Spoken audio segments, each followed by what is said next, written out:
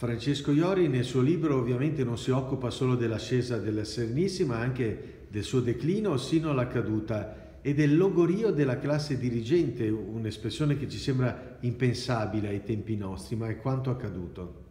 Sì, in realtà la tesi ricorrente è che Venezia sia caduta per complotti, per nemici esterni. La verità è che Venezia è implosa. La decadenza inizia da molto prima del fatidico 1797.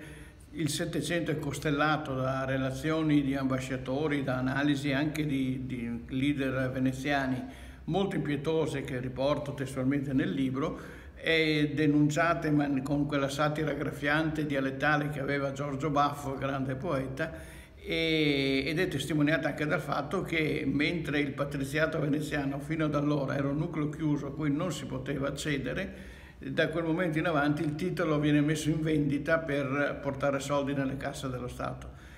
D'altra parte è anche comprensibile che dopo quasi 1000 anni qualsiasi organismo entri in una fase di decadenza e crolli su se stesso.